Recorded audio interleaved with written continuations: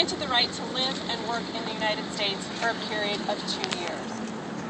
Not only is this wrong and mean-spirited, it's completely out of line with the constitutional guarantees that prevent government from treating people differently based on race, ethnicity, or in this case, immigration status. This is yet another example of the state of Arizona thumbing its nose at the federal government and rejecting what is in this case a practical solution to integrate these young people into our communities in very meaningful ways. What's unfortunate is that in this instance, the state of Arizona is playing politics with the hopes and dreams of the ambitious leaders of tomorrow. I'm going to now turn it over to the folks, the attorneys in the case, who are going to summarize the complaint. We're going to talk to you a little bit about the plaintiffs that we're representing, and then you're going to hear from one of our plaintiffs, Dulce Matuz, who is the president of the Arizona Dream Act Coalition, and towards the end, in about 20 minutes, we're waiting for another plaintiff, Alejandra Lopez, who will be here as well. So first of all, I just want to very quickly, I'm going to introduce everyone individually, and then I'm going to have them come up here and spell their names correctly. Let me introduce three of the folks, the attorneys, who are not going to be speaking. I just want to let them know they're here. We have Andy Jacob and Tom Irving from the firm of Colvin and Sherhart. And we have James Duff-Lyle, who is the staff attorney. Where'd he go? There he is. James Duff-Lyle, who is the staff attorney with the ACLU of Arizona, and they'll be available for questions as well. So first of all, I want to lead off with Jennifer Chang Newell, who is the staff attorney at the ACLU's Immigrants' Rights Project, and who's going to talk a little bit about the arguments that we made in the complaint. Yeah, spelling. Good morning. My name is Jennifer Chang Newell, which is JenniferChangNewell. I'm a staff attorney at the ACLU Immigrants' Rights Project and one of the attorneys on this case. So we're here this morning on behalf of a group of talented and hardworking young immigrants, commonly known as Dreamers, who've been granted permission by the federal government to live and work in this country under a new federal program. Through the Deferred Action for Childhood Arrivals program, the federal government has said loud and clear that these young immigrants are Americans in their hearts and in their minds.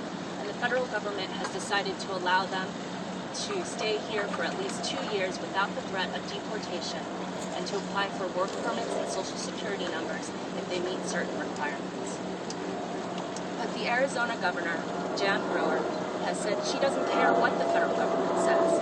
On August 15th, she announced that she's going to deny these young immigrants driver's licenses, even though the federal government has allowed them to live in the United States.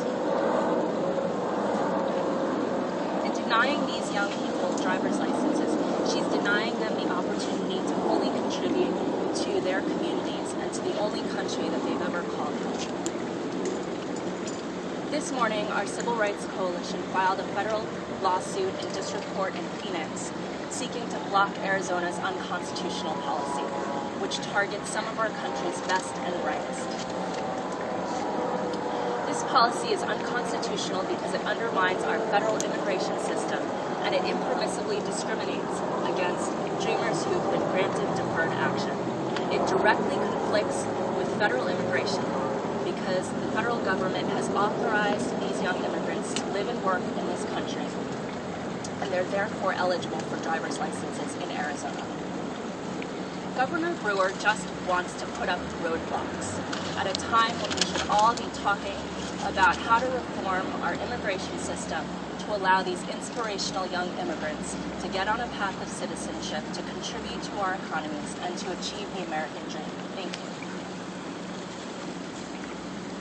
Thank you, Jenny. Now I'd like to turn it over to Shu-Ming Cheer, who's an immigration attorney with the National Immigration Law Center, who's going to talk to you a little bit about the plaintiffs in this case. Good morning. Again, my name is Shu-Ming Cheer. It's spelled SHIU-MING, and my last name is CHEER. I'm an immigration attorney with the National Immigration Law Center. So today we're here to push back against Governor Brewer. Through her executive order, Governor Brewer has clearly thought that she could turn back the clock on young people in Arizona. The young people that we represent in this case are Arizonans in every way possible. They've shown that they're loyal to the state of Arizona by attending elementary school, junior high, high school, and college here. They have families and lives here. They want to pursue their dreams and be able to contribute back to the state in the path of their dreams. We want to make sure that these young people are able to contribute fully by finding employment and by continuing their education. In order to do so, they need driver's licenses. I want to share with you the story of one young woman who will be here in a few minutes. Alejandra has been in Arizona since she was 4 years old. Her family, including her U.S. citizen spouse and her U.S. citizen child, are here. The day that she found out about the Deferred Action Program was a happy day for her. She thought that she could finally start helping out her family and support them economically. However, when she found out that she could not get a driver's license, that put a stop to some of her dreams. She was offered a job interview, but she had to turn the interview down because she does not have a way to drive to work. In order for her to be able to help out her family, to take her baby to the doctor, and to take her siblings to school, she needs a driver's license. The executive order that Jan Brewer put in place has prevented many young people like Alejandra from being able to prosper economically and find employment. These are young people who are advocates, who are leaders, who are loving parents and loving children. We want to make sure that they're fully incorporated into the state of Arizona. So that's why we're here today, to make sure that we do what's right for them, their families, and their community.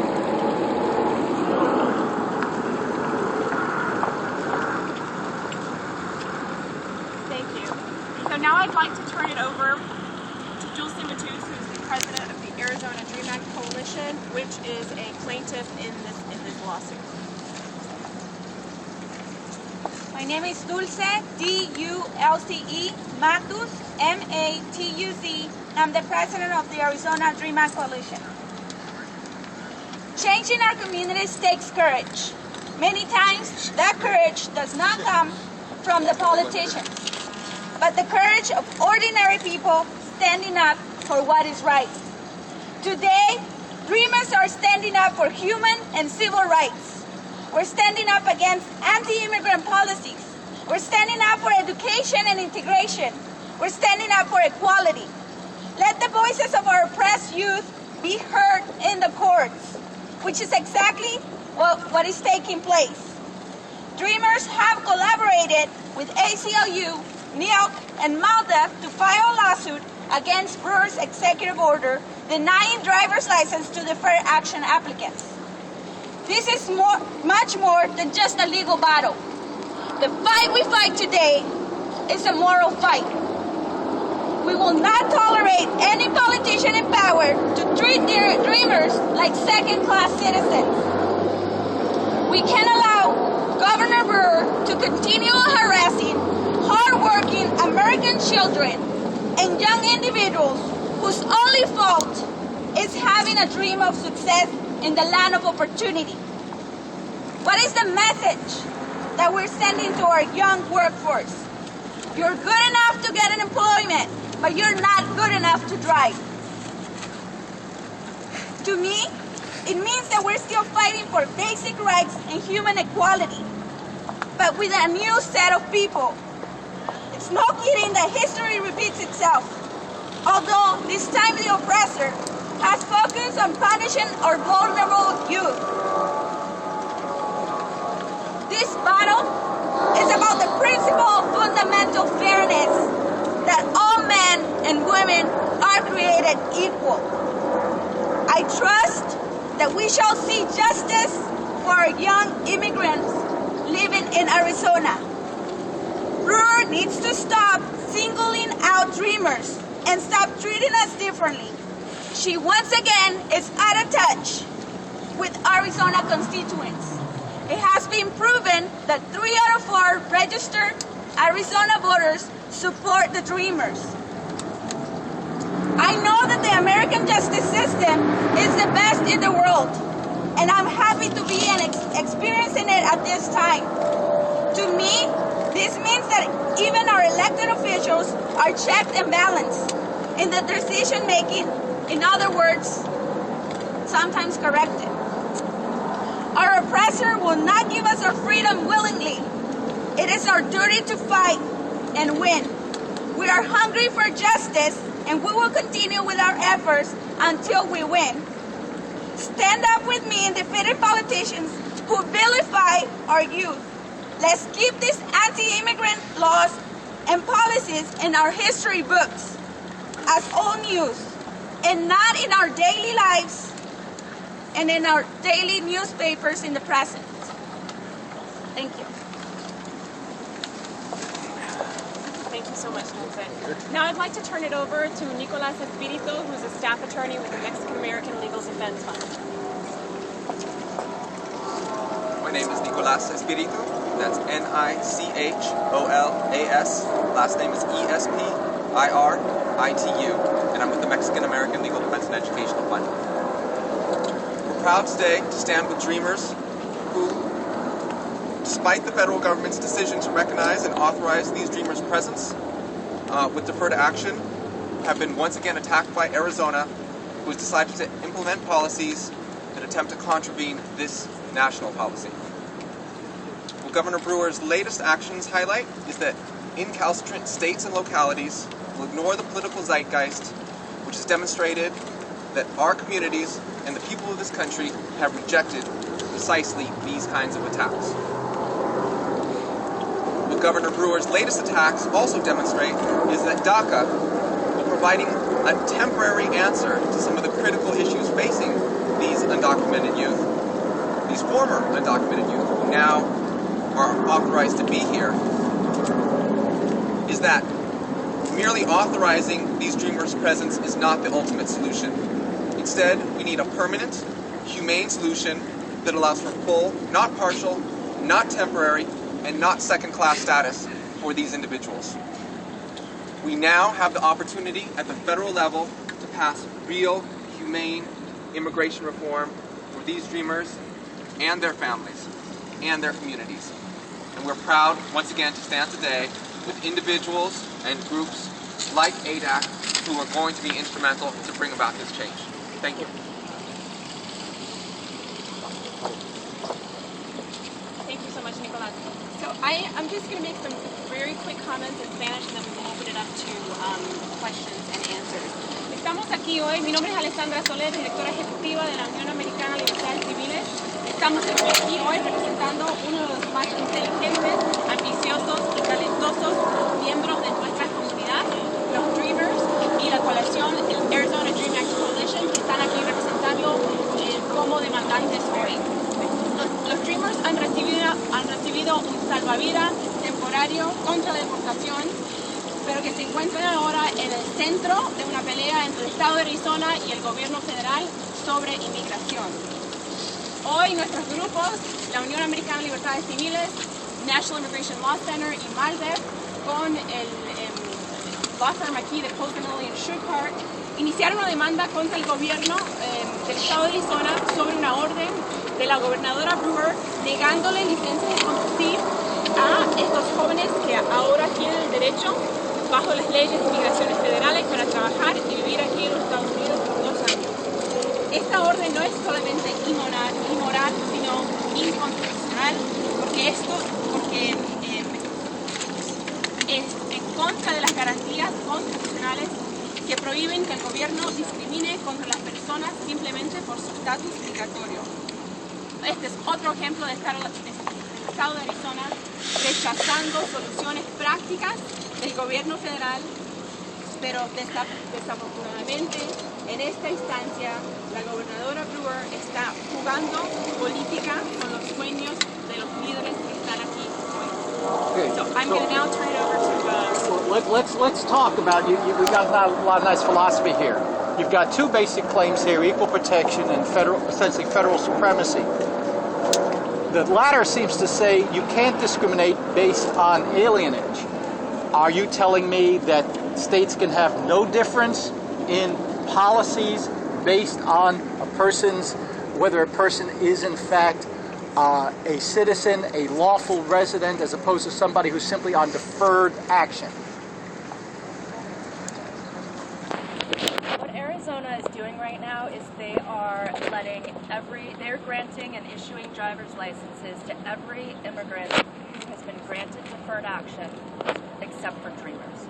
So what we're saying is that the state of Arizona cannot cannot discriminate in that way and single out and target only dreamers and deny driver's licenses to them. Okay, but that goes to an equal protection argument. Well, let's stay there for a minute. The argument has been that the other deferred actions were specifically authorized by Congress. This is something simply done by the President as an administrative act saying, we're just not going to prosecute them. Is there no difference in the deferred actions? The federal government has been granting deferred action to different groups of non-citizens for decades. And there are, in some situations, in several statutes in which Congress has recognized that the federal government has power to grant deferred action. But the federal government has granted deferred action to numerous groups of immigrants, including many immigrants who are not specifically mentioned in any statute with respect to deferred action.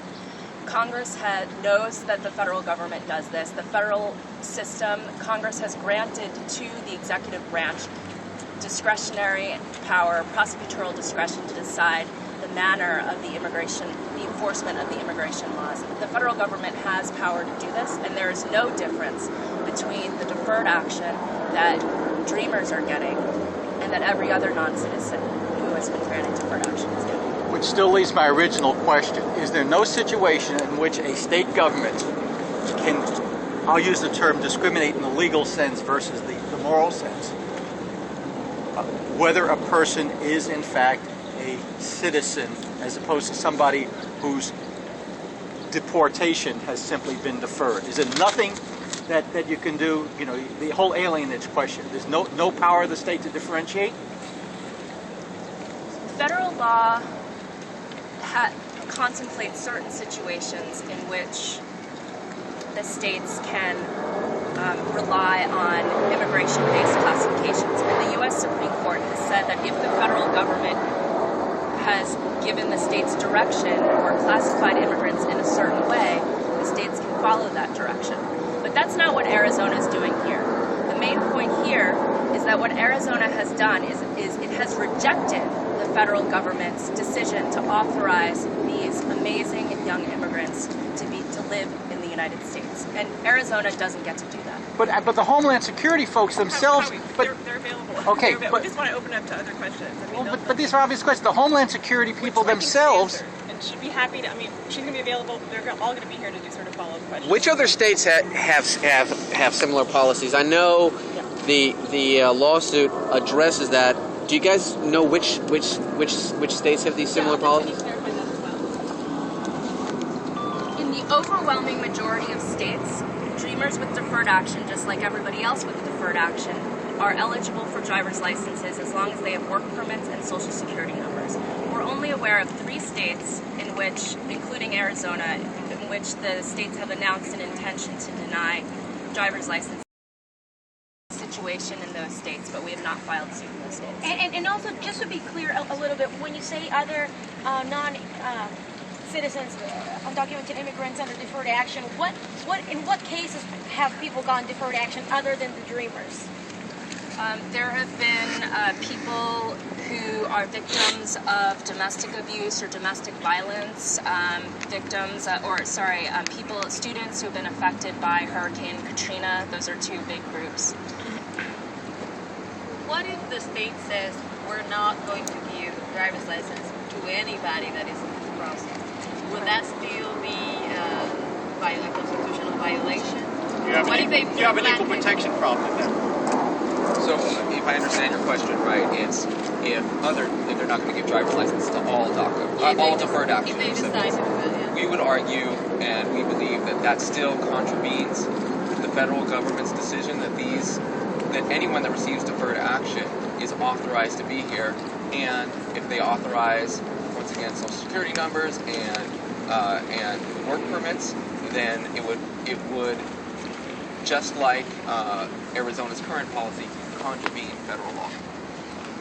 But wouldn't this be something of a slippery slope in the sense that once you open up driver's licenses under that argument, you start to open up other social and welfare benefits that are currently denied to illegal immigrants like the Dreamers? Federal law recognizes a clear difference between certain types of benefits and what we have at issue here. Here, we're talking about driver's licenses. The federal government has not indicated in any way that they want to deny driver's licenses to these individuals. In fact, and on the contrary, federal legislation has indicated that individuals with deferred action are precisely the type of people who should be getting driver's licenses. But the feds don't issue driver's licenses. States make the decision as to who gets to drive and who doesn't. So why does the Fed have a voice in that? They have a voice in determining how immigrants are classified, how immigrants are then subsequently treated by states in this country. And they're the ones who set the baseline about that treatment and about that classification. And Arizona has contravened that classification and that treatment. But that gets back to the question I was trying to ask earlier. When we talked to Homeland Security at the time and asked them about the driver's license, they specifically said, they told us, their spokesman told us, nothing in what was occurred today all mandates that states issue driver licenses. You seem to be suggesting that Homeland Security doesn't know what it's talking about? The Homeland Security spokesperson was correct in the sense that the Janet Napolitano's Deferred Action for Childhood Arrivals program does not explicitly mandate that states grant driver's licenses. But that doesn't mean that the state is allowed to make a decision for itself. The people that the federal government has given permission to reside in this country are in fact unauthorized. Can you talk about why you filed a suit in Arizona as opposed to some of those other states that have also denied driver's licenses? In Arizona, it's the governor issued an executive order making very clear what their policy is. In some of the other states, the administrators of their motor vehicle departments we've been in discussions with them, so it's a little bit less clear exactly how they're going to come down in the end. So what specifically are you seeking? Are you seeking injunctive relief? Are you seeking an immediate stay of the executive order? Tell us exactly what this lawsuit seeks. This lawsuit is seeking both declaratory as well as injunctive relief. So we do want this executive order to be declared illegal and unconstitutional, and we will be seeking to halt it through a motion for preliminary injunction. Are you at all concerned that this suit could result in the state just deciding to blanketly deny all driver's licenses to all deferred action people in order to avoid the equal protection argument? I mean, I think at this point, at this point we're focused on the issue at hand, and I think in terms of addressing that hypothetical, I mean, we very much think that would be problematic on the various levels that Nicholas articulated. But I think in this case, why we're concerned is that the governor has specifically singled out and targeted these DACA recipients. You know, if Governor Brewer or the state decided to do that, it would just once again highlight how irrational this decision was. Here we have a group of people who have received deferred action, who the federal government knows are here, who is permitted to be here, and who are going to be living and working in our communities. By denying driver's licenses to whether they're DACA recipients or deferred action recipients in general, you are handcuffing these individuals' ability to be members of the society, as the federal government has indicated. It just simply doesn't make any sense to deny driver's licenses to this group. And it just would once again show how spiteful the policy is towards DACA recipients. Do you think the governor is being more spiteful towards the recipients or to President Obama? I mean, this is clearly, as I said in the opening remarks, this is clearly Arizona and Governor Brewer thumbing her nose at the federal government, and I think she's doing it deliberately. It's her attempt to again get in this proxy fight with the feds over immigration. But again, this is a necessity for these folks. I mean, they're folks who've been granted the right to live and work here. They cannot drive to school. They cannot drive to work. And it's just counterproductive, and it's counterproductive for our entire communities. Because what we want is to make sure that these folks are able to contribute productively. You talk about integration. This is all part of that also, because the people who are eventually probably going to get a DREAM Act or maybe comprehensive integration, or maybe just a deferred action, but it's the integration of the society. I think what is so problematic, rather than joining her colleagues, we're having this discussion nationally, people across the political spectrum. You have folks, Republicans and Democrats, that are now having a conversation about comprehensive immigration reform, are putting forth solutions to address this issue. And so what she's doing is, rather than joining them in this conversation and moving forward with productive solutions, she's continuing this fight for violence, which again is counterproductive. And they're eligible. This is a program that, although it's a 2-year program, they are eligible for renewal. And so the driver's licenses, if this injunctive relief were granted and whatnot, Arizona driver's licenses are much longer than 2 years. Isn't that isn't that one of the issues that are problematic in this case?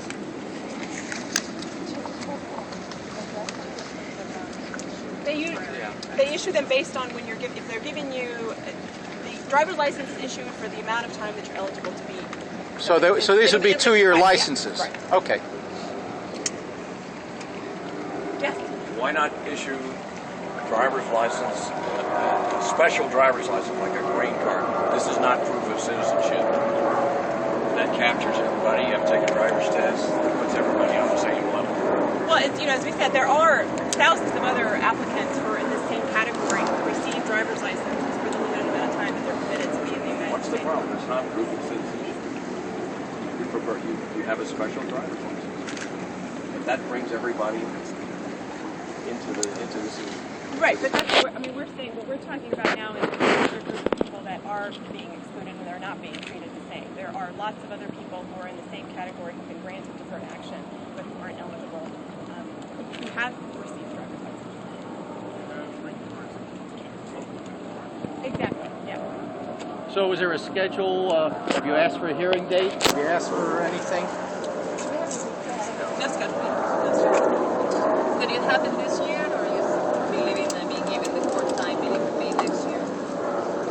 In terms of preliminary injunction, before December, that would be, what do we think that would happen? Today is just our opening shot. So we filed our complaint. We're going to wait for a response from the defendants. In terms of the preliminary injunction, that will have its own schedule also, where we'll have to file it and we'll have to wait for a response and also wait for a court hearing. So we do hope, of course, to stop this executive order and be able to give driver's licenses to young immigrants as soon as possible. We do hope that that will be sometime this year. Why not go for a TRO to seek immediate relief? Come on, with a bunch of attorneys here. Somebody can answer that. As Shuming has said, we're planning to file our preliminary injunction shortly. Why not go for it? That's an option. I have seen in these situations, ACLU is very familiar with TROs. Why not go for a temporary restraining order to seek immediate relief? Anybody want to take that? Okay, come on down, Tom. Yeah, Tom Irvin, IRVINE. Our judges typically turn a TRO into a preliminary injunction instantly, so we're just going to file for a preliminary injunction, which is where we would get 5 seconds after we file the TRO. Okay. Thank you, folks. The attorneys and the plaintiffs are going to be available for one-on-one interviews for those of you that are interested. Thank you very much. Can you spell your name for me, please? I don't think you spell it off the top. ALESSANDRA and SOLER. Thank you.